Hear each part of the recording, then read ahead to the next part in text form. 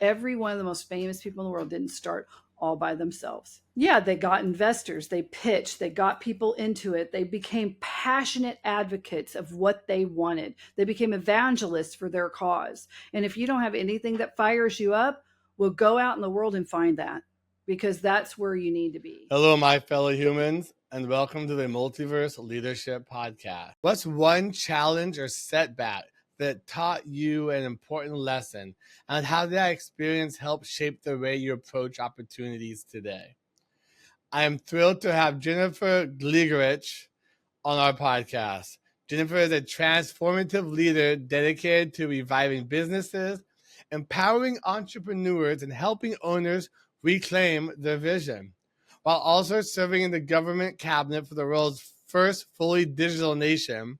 Her unique journey from overcoming homelessness and poverty to inspiring resilience and opportunity, along with her global perspective and experience as a single working mom, sets her apart as a truly compelling guest. Jennifer, welcome to the podcast. I am so excited to be here, and I always love listening because you bring such incredible energy all the time. So it's just fun to be here, Justin. Awesome. We're definitely glad to have you. It's going to be a good conversation today, I believe. Yeah.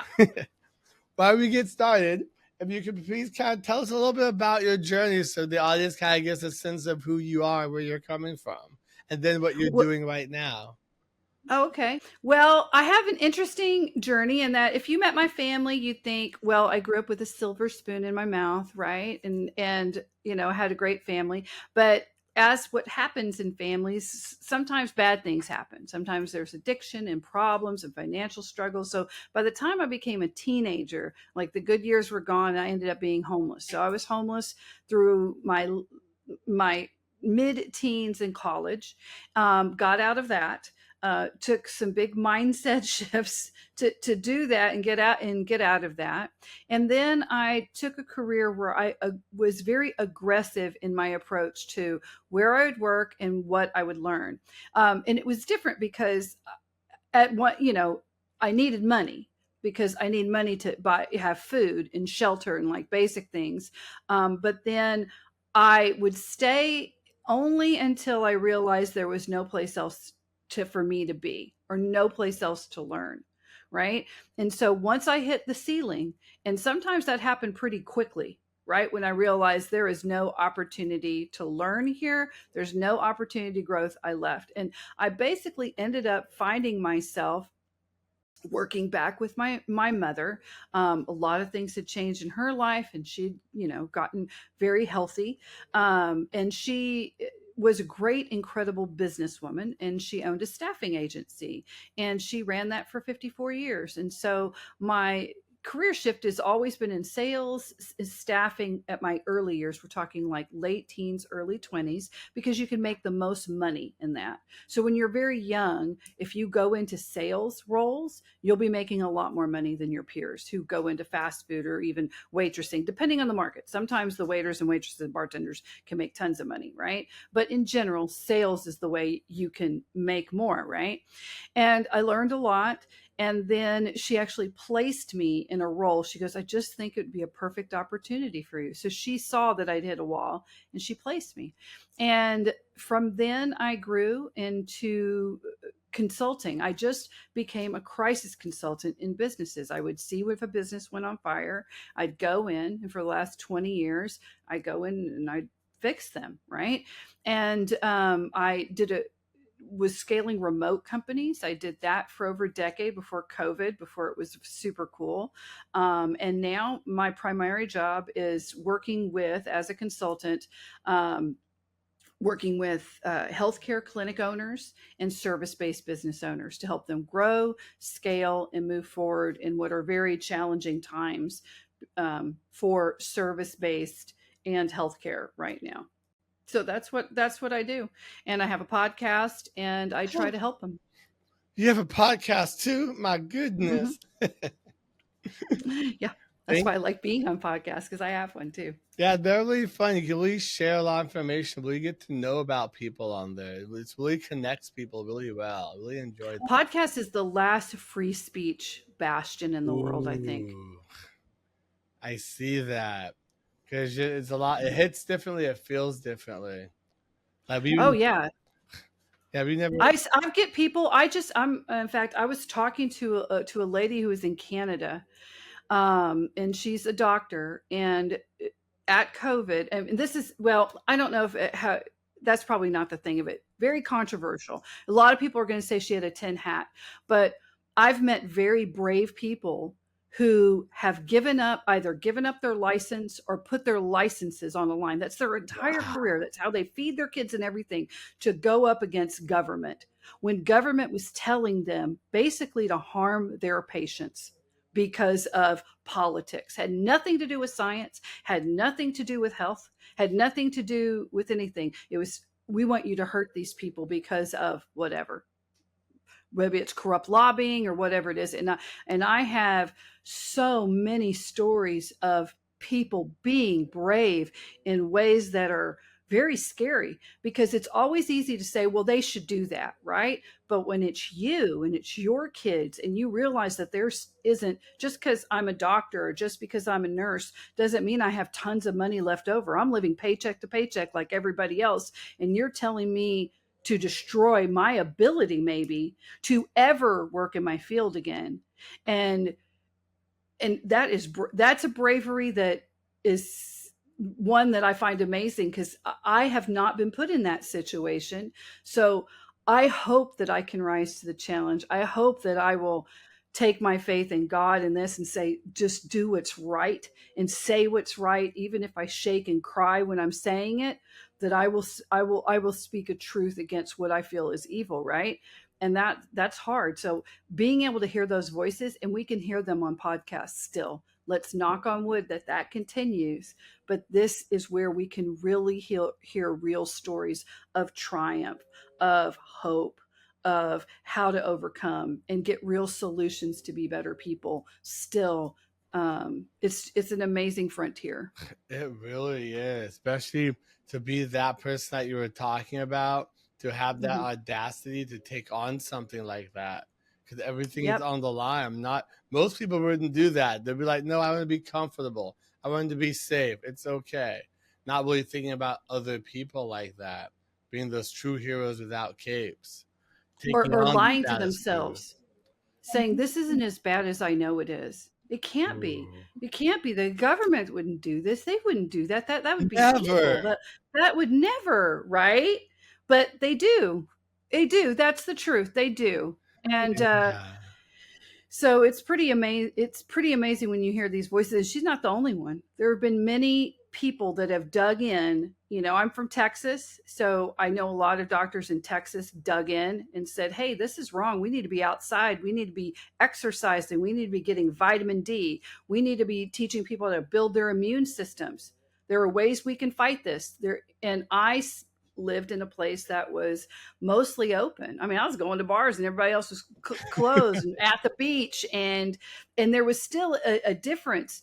And I live in a place that has the largest teaching hospital in our entire area, and it's an island. And everyone from COVID, from all the surrounding things, come to this island, and we still managed, with all of that extra burdening us, to be okay. We ended up okay. Was it great? Did people die? Yes, they did.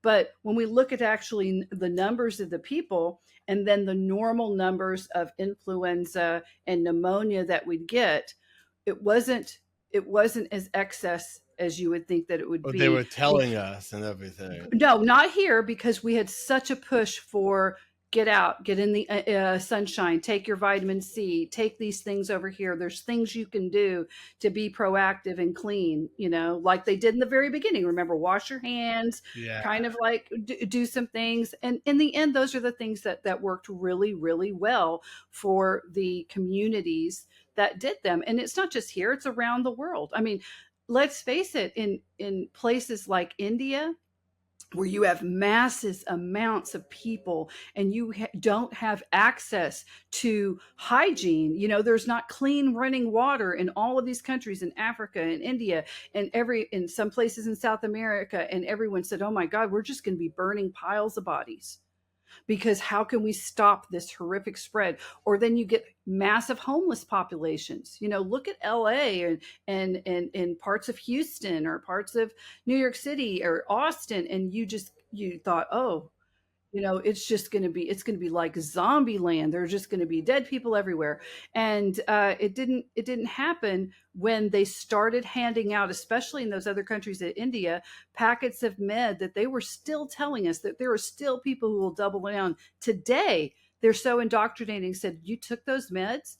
Absolutely.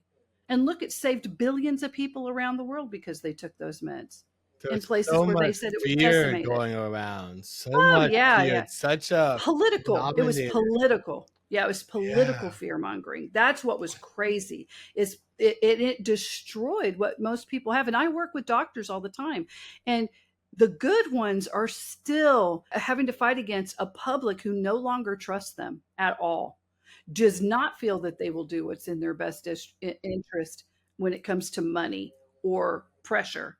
And that's hard, especially if you're one of the good ones who really dug in. You have to really prove, hey, this is what I said, this is what I did, because people can see social media. They can see Yeah. what happened and they will look it up now. I've turned to So it's functional interesting. medicine because those are different kind of Yes. doctors. Yeah, that I work with a lot of Like they're functional medicine so doctors. different. Yeah. There's so much heart and respect there with a lot of them. I'm To like, really dig through whoa. issues. Yeah. Yeah, they actually Hmm. care. They want to run the test. They want to find out what's wrong with you, not just spend Yeah. 7 minutes with you and you're gone. They And really give you sit a down. prescription that they're going to get the highest reimbursement rate for. Yeah, I had a guy Hmm. on here recently doing concierge services, and he was kind of talking about that too. He worked with a lot of concierge doctors who really want to help and be part of Yeah. the solution. Sit down with you, take the time, come visit you. Now there's a higher payment on that, but I feel that evens out and it's worth it though. Well, it's crazy when you talk about payment. So you look at what's happening now. So United, Anthem, Blue Cross Blue Shield, all the major employers and all their major brokerages are having the largest lawsuit filed against them by the United States government for targeting seniors and selling them Medicare Advantage programs that they did not need and would not benefit them, because billions in kickbacks were given to the brokers. It was a cash scheme to get people enrolled in their Medicare Advantages. It's illegal. They shouldn't have done it. They were doing it thinking that, oh, this is fine. Nobody will say anything. And they targeted vulnerable seniors and said, well, you got to have these Medicare Advantage programs, even though it wasn't a benefit to them. And now they're locked into that. And they made so much money doing that that they could still give millions upon millions of dollars worth of bonuses. And so now they're being sued. Now it's a huge problem, right? And when people think about that, if you're taking Medicare or Medicaid, and you're like, I can't afford to go cash pay to actually get something fixed. Let's say you have real chronic pain that's preventing you from working, or you have gut issues that are just totally destroying your quality of life, and all they want to do is medicine and surgery. You can't afford not to go into a cash pay clinic and seeing what's the real problem and getting to a real solution. And there are doctors who specialize just in that, and it will change your life. I mean, do you just want to suffer forever until you finally just die? Or do you want to actually have a life worth living? People don't know what And they no one don't wants to know. hear that. Yeah, they don't want to hear it. They're so, no, I just want what insurance pays. Insurance is not paying for you to do anything but to be kept quiet.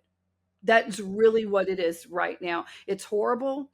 It's depressing. Not all insurance is horrible, and not all conditions are like that, but there are many I'm actually that are. experiencing that myself right now with Hmm. the health plan. I'm not going to say the company, but the health plan that I have. Versus, I Hmm. went to a functional medicine specialist trying to actually figure out the root cause of what's happening. Like I'm Hmm. trying to figure it out, and they want to actually run correct tests, do the correct things to help, so I have longevity, so I don't have to have surgery. Because I've heard when you have a surgery, it kind of goes downhill. There's a lot of issues that can happen with that, and surgery usually should be the last option. There's so many other options out there. Yeah, yeah, there But they usually don't are tell a us. We lot of don't know. options. Like I researched, so I found out. And I'm like, wait, there's a whole new Mhm. world of medicine. are you talking about? It's Yeah, they're mind not. blowing. And the reason you can't hear about it is because the medical associations and the pharmacies have lobbied so hard that they're not allowed to advertise. It's actually against all these rules for them to even advertise what they've done, but yet they can advertise as pills 24 hours a day because of lobbying. So we have to become more savvy. We have to listen to podcasts like that, yours, Justin, and we have to just go, I'm going to ask more questions and I'm going to figure it out. And anyone who says, oh, so you're just going to not believe some doctor with a bunch of experience rather Oh, than I've what you got that one believe, before. Oh, right. Oh God. No, and say, no, I have a duty, a divine responsibility to myself to get the best doctor. And if I get and if I go to enough and I can get the same thing, then yeah, but I'm allowed to get second, third, and fourth opinions. I'm allowed to do that. In fact, you're dumb if you're not getting that. You would do it with a quote to work on your house. Why is my body, my life, and where my soul is housed less worthy than what I would do to get for a car or a house, I right? And that's what they're yeah. trying to tell you. Yeah. I love how you put that because we'll research everything else into the ground to try and figure it out. But when it comes to our health, it's almost like there's this weird bubble we're in. We're like, oh, it's going to be okay. It's going to be taken care of. I don't have to worry. I don't have to do the work. It's so Right. like a weird silo. It's so weird. It is I mean, so I was weird. there for a while too, and I finally kind of started breaking out of it and waking up. But like, yeah, at first, you're just like confused though. You're like, am I doing the right thing for myself? I feel uncomfortable. This is a little scary. Is this going to be right? Am I wrong? You're just kind of questioning yourself. But as you Hmm. go into it more and try and understand more about like functional medicine and doing things, then you really understand like, oh, okay, I'm actually asking questions. I'm doing the right thing here. It's just a little weird at first. You're a little scared, you know? Hmm. Yeah, ask questions and be with providers that allow you to ask the questions and can take you to an end result, right? Not just, well, this is what insurance provide and this is what we're just going to do. And then ask them, if this wasn't insurance, if I could pay cash, if I could afford, what would you actually tell me to do? That's a great question to ask. If I could afford it, what would you tell me to do? And you'd be amazed that some people say, well, you could, if you could afford it, I might do what I'm suggesting, but then I know that there's other places too. But you said you can't, so this. You should always know what your options are, because when it comes to your health, there's a lot of things you can't afford not to do. You'd give up that one vacation to be able to take 30 others, or to increase your earning power because you feel so much better and you can go back to work, or you can start that business you always wanted, I you know. I love that because a lot of people just aren't very empowering. They don't really take things into their own hands, unfortunately. They're They not, want well, they're people to being help. de-empowered. Yeah. If you really stay on social media and stay on any mainstream things, you're not really being empowered. You're No, you're not. consistently being fed all these things that say, you don't want to be a crazy conspiracy theorist, do you? Oh, you don't want to say that doctors, that you don't want to question these people. Remember, there are people that are smarter than It you, sounds and like a movie I've seen. yes, you just need to do whatever they say because they're the expert. The experts will tell you how to think, how to live your life, and you'll be much happier. Stop thinking. Stop dreaming, stop hoping, stop doing all of those things. Just do what we tell you to do. And I will scream to the rafters to say that that is not what to do. Hell no, we won't go. Yeah, that's right. That's right. Oh no, we won't. We will not bow down. We will not succumb.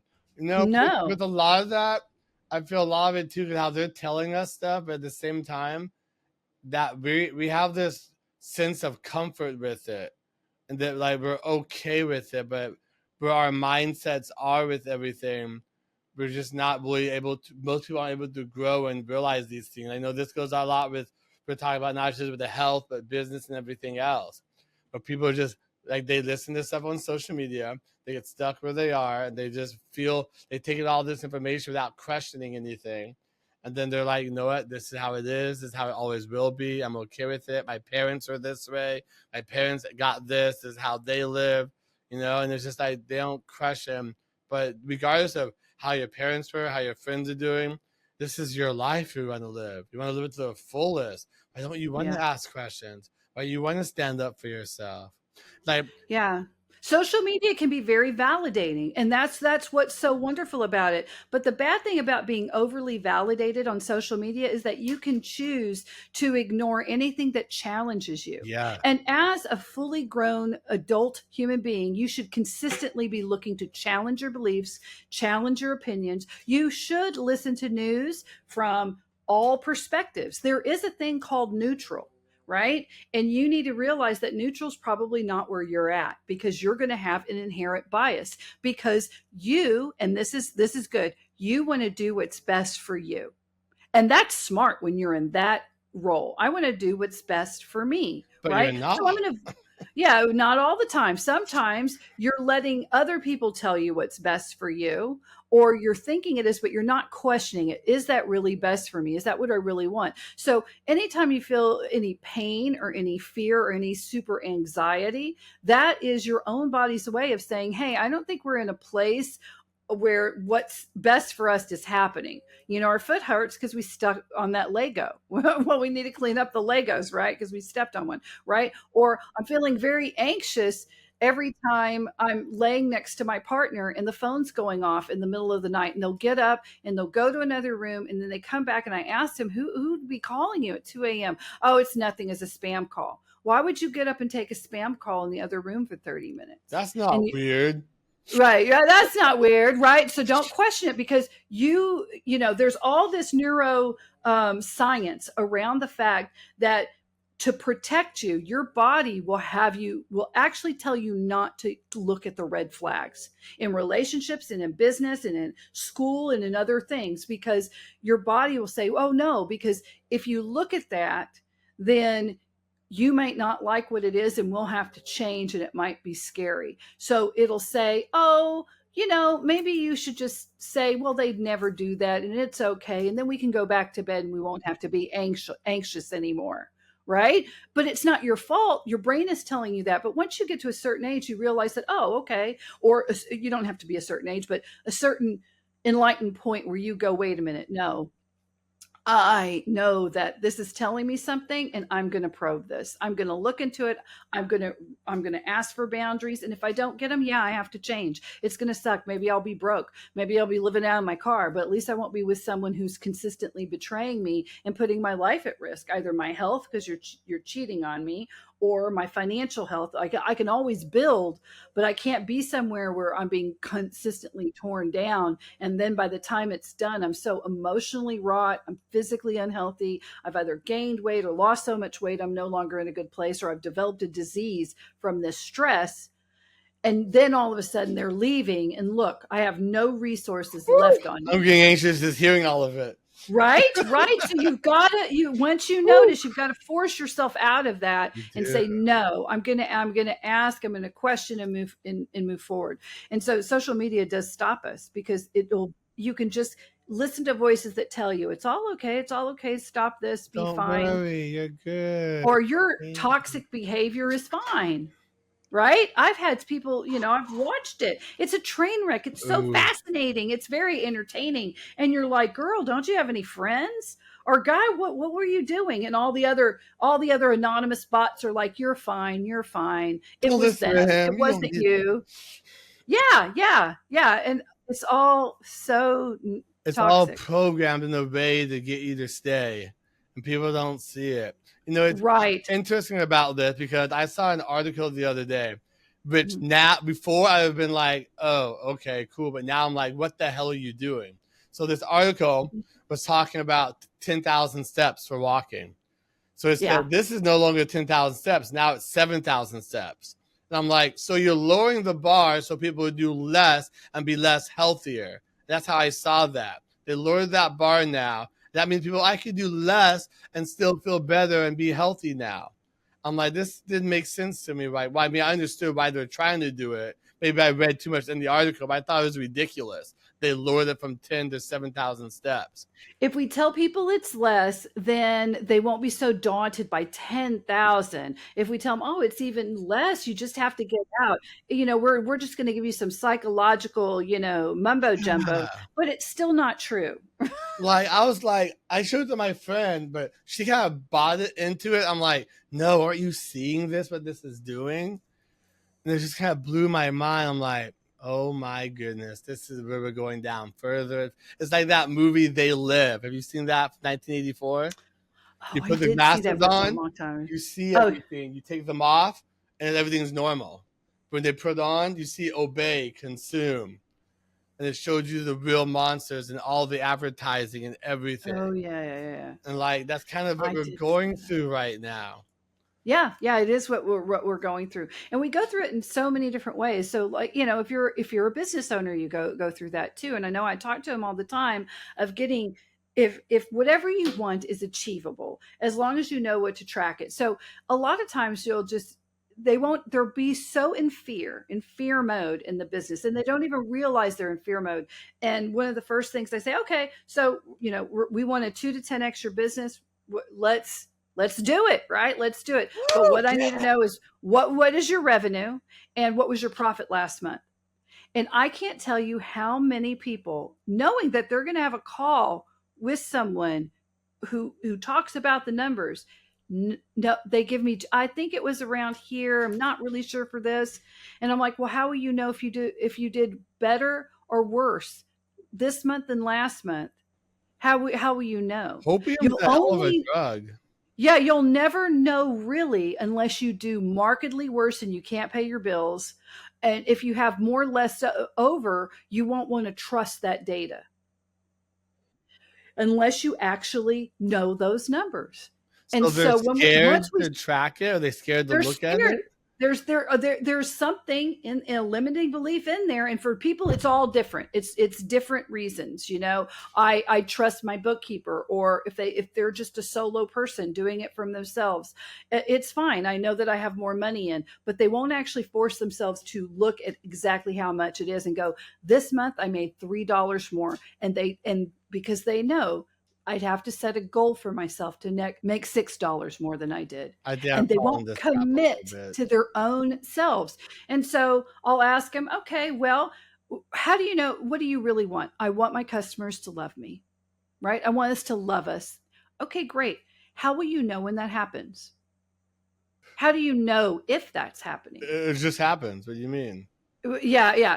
And so I say, okay, so what ways can you track that? Well, you can get referrals. They refer people to me. We can get 5-star reviews. We can do it by how many new people sign up, how many people stay and do the entire program that I have with them, whatever it is, because I'm service based. So that's how it goes. And so when you do that, okay, so how many of those did you get last month? They don't know. No tracking of it. So you really won't know how to grow. And you also won't know how to set a goal for yourself or any staff if you have it.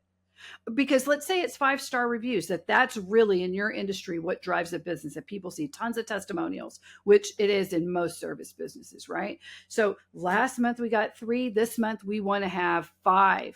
So we want to be able to put up a QR code and everybody just be sure, hey, can you give us a great review? It's really how we can make a great service for you. And if for any reason we're not, let us know, because we want to do a great service. Can we add that to what we're telling patients on every visit, or, customers that come in? And then suddenly they start growing their reviews, and suddenly they start making more money, and suddenly it happens. But it's not. It has to be intentional with purpose. You have to live your life not on autopilot. I love that. But I know I find myself in that trap sometimes too, but I'm learning to slowly get over it as well. We Tracking all stuff. follow in it because you get Yeah. busy. Yeah. And Yeah. sometimes it's just hard to get out of it, but there's no scaling or growth until you do get out of it. Yeah. Yeah. You have We're to be just stuck. intentional with it. Yeah. I just made me think of something when you were saying that, because sometimes I forget who said this, but it was like when you ask people about their numbers and they can give you all the numbers about their business, but they can't tell you their blood type or about their health or anything. They know nothing about their health. I kind of feel Yeah. like that's Or what they don't know happened. about their kids. And Yeah. when I first talked to him, I said, what's the most important thing in your life? Oh, it's my wife and my kids. And then you do a time audit and they don't spend any time with them. And then you do something else, they don't. They're literally their worst boss on the planet, even though they own their own business. They never give themselves a vacation. They don't give them any work-life balance. And even when they're with their family, they're really at work. And I know, especially with women Feel owners will that. feel very guilty about it, but men will be like, but no, I'm doing this all for them. Right. And women will say that too, but they feel a lot more guilt about it. They at least can tell themselves, yeah, but I am failing on this area too, because it's just it's hard, right? Wake up. But yeah, you just want to say yes. But if you follow numbers, right, it takes away a lot of the guesswork that's eating up all of your time. It allows you to know when to hire someone quicker. It allows you to take better calculated risks. And it allows you to start actually putting numbers towards the people in your life as well. Whether it's 1 day a week with the wife, blah, blah, blah. This is what I did this week. This is what I'm really proud of. What about you? And asking her and really caring, well, this week we were able to do this. And John has been struggling in English for, a month, but we finally got a great report back. And I'm proud of that because I've been working extra. That's incredible, honey. That's great, Right? right? And then with the kids or whoever. And then once you're more intentional with your time as being just as important as money, right? Because it isn't the money, it's what money does, right? Then Options. yeah, then all of a sudden you just find life more fulfilling because you've got a goal, you're working towards your goal, and even if you didn't hit everything you wanted that week, you still hit some of it. So you made progress towards the person you're supposed to be, your divine purpose in life of who you are. Maybe you're going to put color and beauty into the world and you're a great florist, right? Well, what did you do to work towards that? I did this and this. Those people are happy. They may not be billionaires or millionaires, but they're happier than the people who just wake up and say, how much money did we make today, without any goal as to what that money is actually going to do for them or their community or their family or anything else. Oh, I So, love that. I hear that. I see that with people a lot. They always have mhm, that thing of progress. But it's progress, not perfection. But they always have that thing of like, well, I gotta make so much money, but they don't spend time where it really matters because like that time you spend with your family and your kids and all that on your health is like the most mhm, important time you have. But you're so caught up in doing all these other things and not really making the time for them to spend with them. It's right. like kind of, And I'm not saying it's easy. Life is it is hard, but when you're intentional, the hard becomes worth it. It doesn't matter if it's hard, it matters if it's worth it. ooh, I love that. Doesn't matter if it's hard, but if it's worth it. 'Cause you can Yeah. make, 'cause time is precious, and you can make that time. Mm. You can make it work.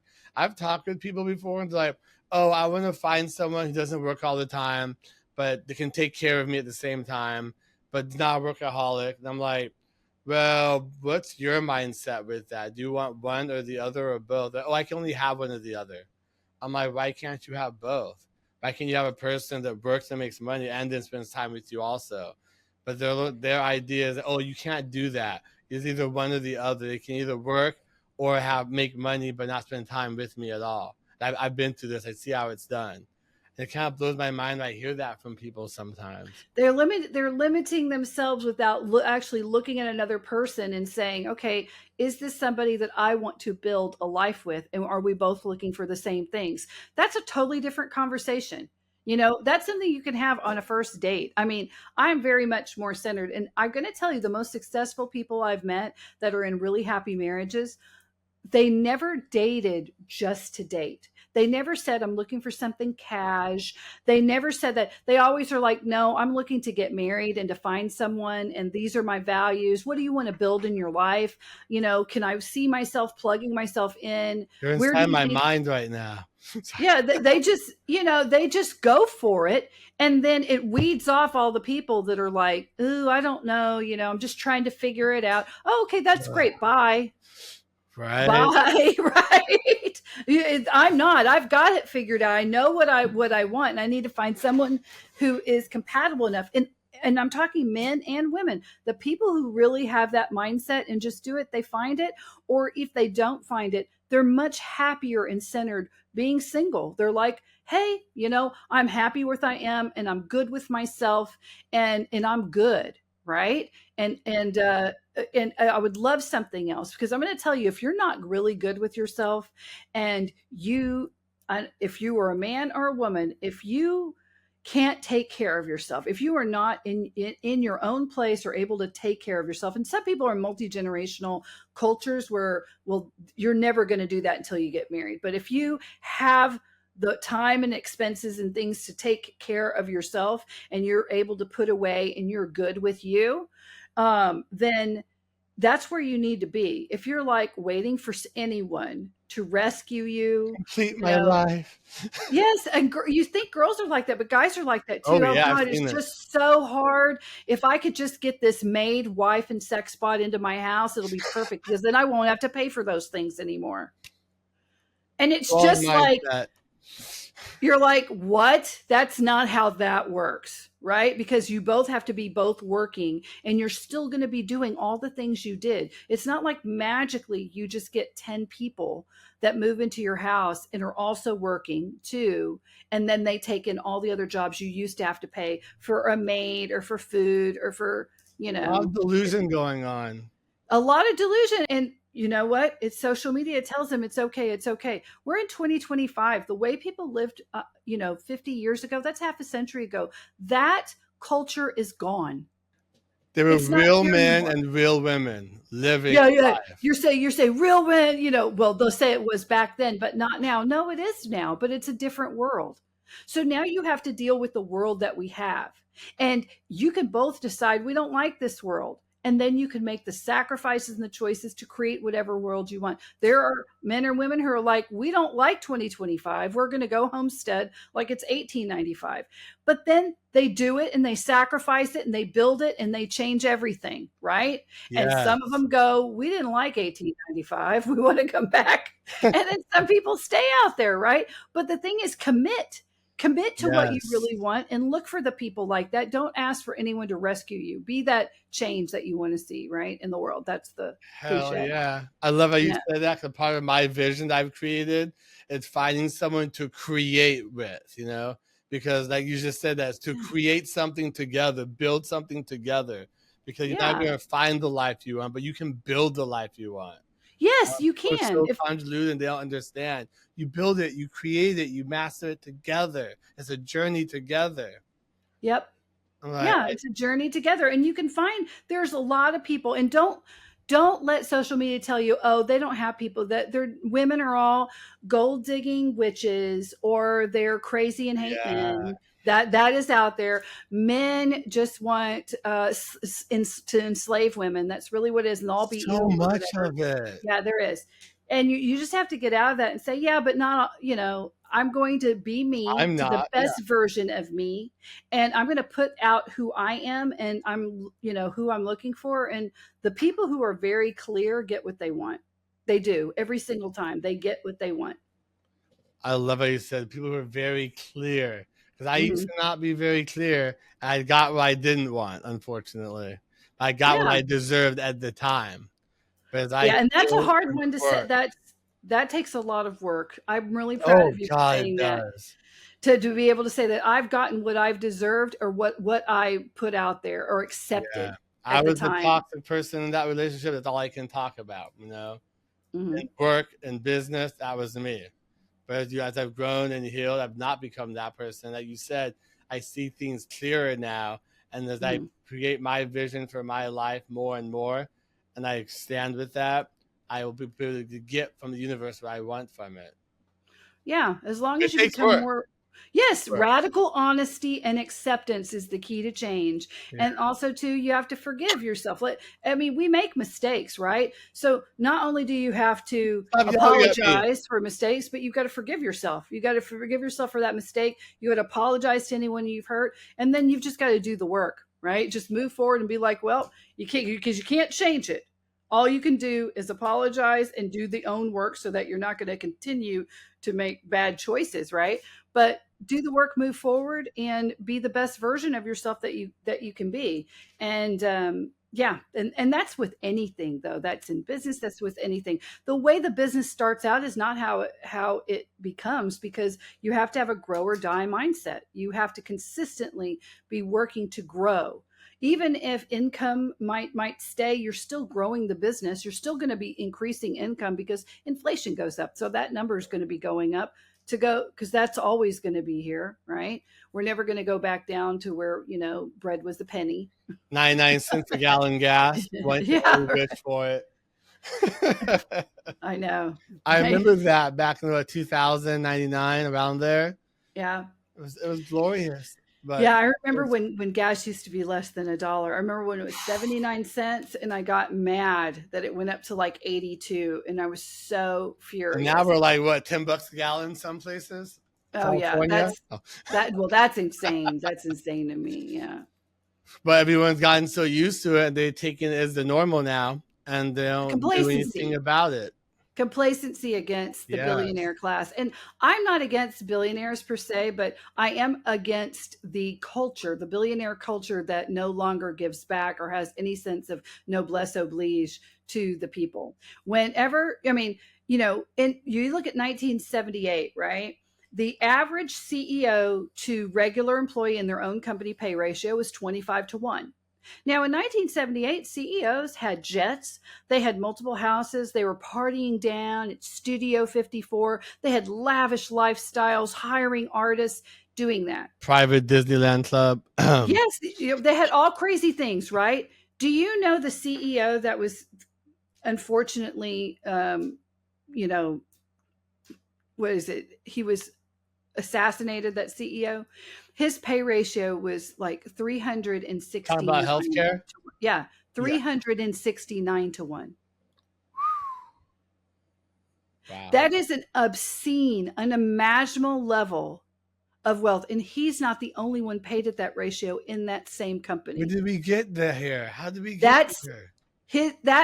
and I'm sorry, but people are like, oh, you don't want to, say that because of anything. That's the same in the whole thing. When you look at the biggest one is, I think, Anthem.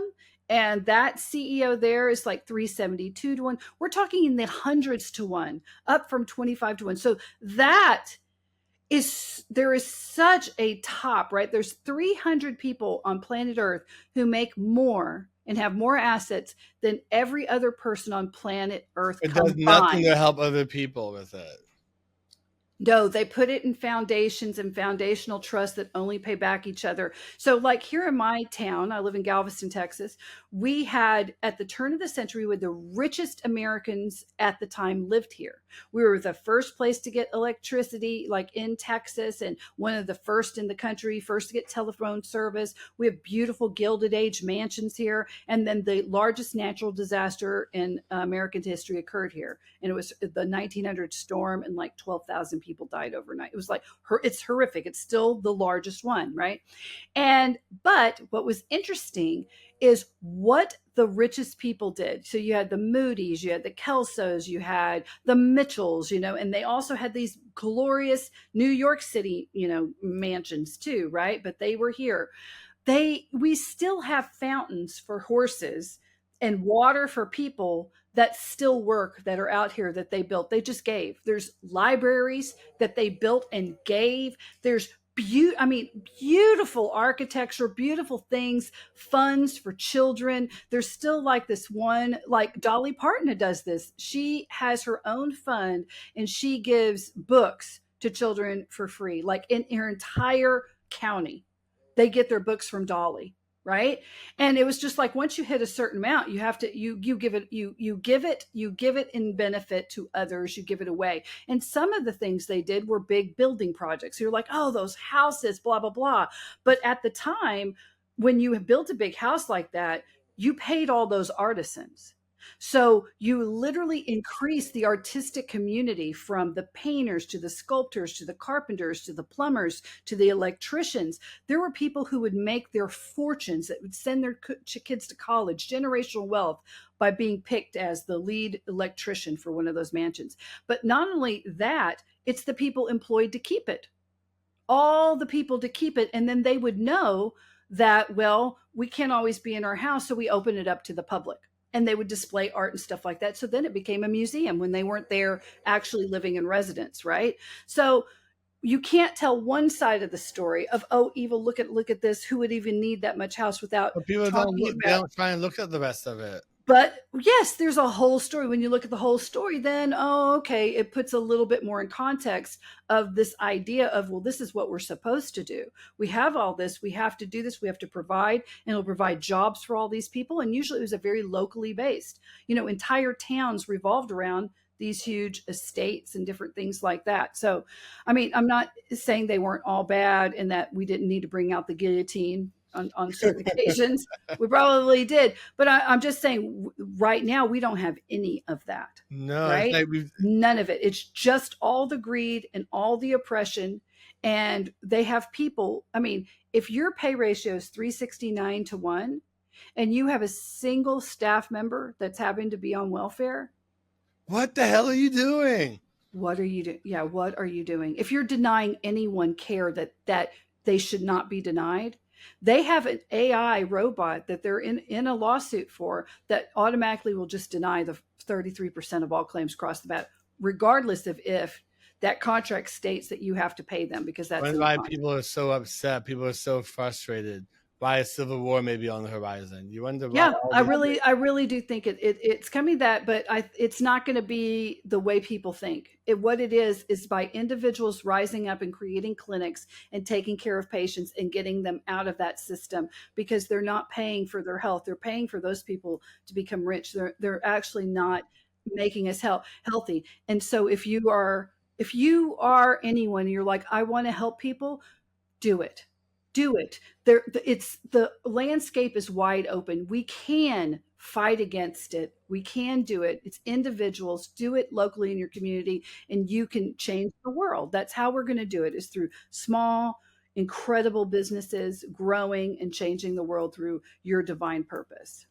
I love that you put that. Start small. We want some big kind of thing like, oh, look at Amazon this. started small. They were just Yeah. books. People forget you have to, and other companies have started small too. They forget that. They just see them Mhm. how they are now, like, oh, they're a monster, they're a beast. But like Apple, like they started in the garage. You have to start small, start somewhere, and then kind of grow. And I And they're always, not all, and people will talk about Apple and say, yeah, but they were all Illuminati. Look at their parents. And when oh, you do look at a whatever. lot of them, they were a lot of connected people. You're right, there are connections, but there are still many Missing the other point. companies that were not all related to BlackRock, Vanguard, the Rockefellers, or, what's that other big family? The Rothschilds, the Yeah, we have Rothschilds Irvine and those. Company over here. Yeah, yeah. They're not all like that. You would just start out, and the three stages of your company is, can I do what I'm doing now better? Create systems, track everything. Then, how can I do more of it? Right? If once you get to it, once you get to capacity, how can I do more? And once you've done more, your clients will tell you how you can do different. Don't go for different and shiny. I'm going to sell 15 different things. No, pick a niche, laser focus, do it as best you can, and then the next stage is as much as you can, and then the next stage, well, maybe it's time to what else you can do, and your clients will tell you what you're supposed to do. They'll make it very clear, just like they did with every other major monopoly that we're not supposed to have, but That we is do such now. great advice. I love that. I know a lot of people as business owners, they get things wrong sometimes. They're not sure how to run a business or what to do exactly or how to Mhm. scale, how to implement systems. They give themselves jobs, but they don't realize that the point of starting a business is to help other people, to give people jobs, give them education, help out humanity, drive a purpose. And then I feel like a lot of us just don't do that like we should be doing or we used to do. Well, no matter how big you ever want your job to be or how much you will make you happy, there's a way to do it well with systems that allows you to live the life that you want to have. So I've scaled people who said that they've only wanted, to make 20 grand a month in the business, which to me is like a very base level business, right? And then I've scaled people who are making 3 to 500,000 in their business a month, right? That's what they're making, and then they're scaling it. And it depends on you, but you have to be honest with yourself on what you really, really want, and honest with yourself what you're willing to do for that and what you're willing to compromise. It's not. And It's a lot of work. It's not. It's it dirty. isn't. It's That's scary easy to sometimes. say, but it's scary for people to really put that down and allow themselves to think that.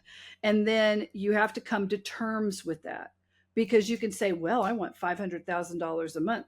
Okay, well, how many hours are you willing to work? How many employees are you willing to It's not a manage? 9 to 5 kind of thing. No, how much are you willing to delegate, right? And how long is your time frame for doing that? That's not going to be an overnight business, right? And so, what's your plan? We can get you there, but you have to also be realistic. Well, I only want to work 2 hours a week. I don't want to have to manage anyone, and I want this. Okay, well, you're going to have to be an absolute genius, one of a kind, world star at the one thing that you want to do. Well, I just thought I could just think about creating some app that makes a lot of money. Okay, you can do that, but you're going to have to think of something that's new and different. You know what I mean? The That's just, you have vision, to the be very, plan, and then the foresight to execute. yeah, okay, well, I just want to Yeah. make a lot of money. So how do I do it? Well, you're never going to do it if that's all you want. What is your purpose, your divine purpose on this planet? What were you really meant to do? Oh, I love that. I love that word purpose. I And love then they're like, well, I don't know. Well, what do you love? Well, I'm a really good musician and I want to do that. Okay, well, let's start with that. You want to talk about a music app? Like there is a way to follow this down to get to something that's realistic and doable that you can live a very happy life with. But if it only is about the money, I've never met the more miserable people in my life. I'm not saying that some of them end up making a lot of money, but they're always miserable. They lose their spouses, they end up sick. I mean, it's not a life in retrospect that was really worth living, but they had some cash, but you would never want to trade places with them, I you mean, know. as human beings, we want to connect with each other. We want to help each other. We feel more fulfilled when we're helping people, being of Yeah. service to people, being at the bottom of the pyramid, holding them up. I mean, I don't know how we got so far away from that. But I feel like that shift is kind of coming back more. People are waking up, but not as fast as I feel it needs to be. Like we said with the social media stuff, that's going on. Hmm. But there's just the people are seeing it and understanding it, but they're getting stuck in the phase on how do I build this? How do I do these systems? They're not Yeah, get understanding help. You're so not much. alone. Yeah, you can't do it alone. That's another thing. You can't do it Yeah. alone. When you're all by yourself, it's very, very, very difficult. Every one of the most famous people in the world didn't start all by themselves. You only They know what ended up you know, but you need to know more to get to where you need to go. Yeah, they got investors, they pitched, they got people into it. They became passionate advocates of what they wanted. They became evangelists for their cause. And if you don't have anything that fires you up, well, go out in the world and find that because that's where you need to be. So you're telling me that some people need to get off the couch, put the remote control down, and go find another purpose. Yeah, well, if they want it, some people really do want to just be on the couch, completely checked out for reality for whatever reason. Maybe they're struggling or they have some, I mean, there's a lot of people who struggle. Yes, there's a lot of people who have a lot of things, right? So this is not, they can't. That's just not realistic. But they could still spend their time better than the TV. Like maybe take up crocheting or read an incredible book or learn another language or Go what can you skydiving. do? Just kidding. Yeah, there's a guy that has been in an iron lung his entire life in Dallas, and his mother went with him to classes, and she went with him. He's in an iron lung, so they literally have to wheel him, and they found another thing for him. This is since the 50s. And he went to law school. He became a lawyer. He learned how to write with his mouth with a long pen. When he What? graduated from college, his mother got an honorary degree because she had to be the one to help him with it. And they gave her the honorary degree. And he's lived his entire life helping other people from an iron lung. So, yeah, it can be done. Yeah, I know. I love that story because no matter what you're going through or what you're doing, there's someone out there that has worse circumstances. They're doing it. Mm. They're Yeah. becoming. They're achieving. Yeah. You just Let them gotta really inspire you. work. Yeah, you gotta work past yourself. You gotta remove your limiting beliefs. You gotta understand that it is achievable. Maybe you're not doing it where you're not doing it right now. You're not where you want to be right now. But right now is not going to always be right now. This is just right now. Are you trying to tell Yeah, that's excellent. Yeah. you know?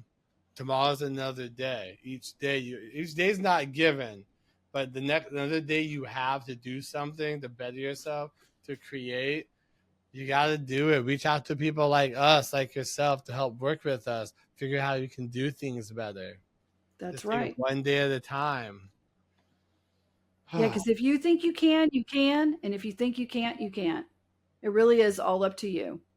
Yeah. Oh, I love that. Very well said. Jennifer, I want to thank you so much for coming on here. There's so much more I wanted to talk to you about and bring up. I feel we have to have another one of these. This has been amazing. It went in the direction I didn't think it was going to go, and I loved every minute of it. Me too. Me too. I Absolutely like it when amazing. it's organic. Yeah. Yeah, I was like scared at first. I'm like, okay, I have my questions up. Hold on a minute. Then just my mind's like, okay, just do it. That's Oh, when it's the best. Yeah. yes. Before we go today, I do ask everyone this question before the end of the podcast. And that question is, it kind of goes with what we said today. What does it mean to you to be a human being?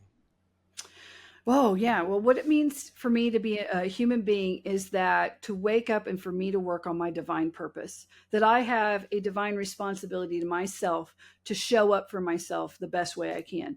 And some days I don't accomplish it. Some days I have bad days. Sometimes I make poor decisions.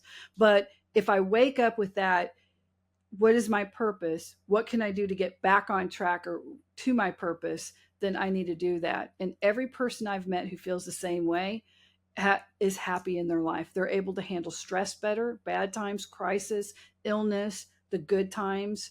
And so that would be that's what life means to me is I have a purpose. I know that I have a purpose and I ask the question, what is it?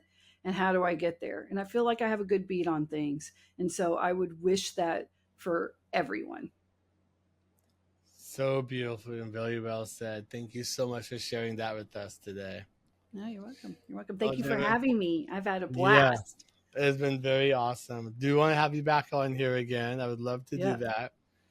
And I want to you have a good rest of your day. And thank you so much for coming on here. Well, thank you so much. And I hope everybody has a wonderful time. And he'll have all the links and you can reach me. And if you don't know what your purpose is, just get a call with me. I have a free link. You can call me and say, I don't know what my purpose is. And I bet you within 15 minutes, we could figure out something. Yes, I'll put links in the show notes. And don't ask ChatGPT that question. Ask Jennifer. Chat GPT Clarifying is that. not going to tell you. ChatGPT, what's my purpose? No, don't do that. Reach out to this programmer and pay them $5. That's what ChatGPT would say. That their favorite programmer. Right? They will That would be have all your smart. dreams come true. Well, thank you again, Jennifer. You have a good rest of your day. You too.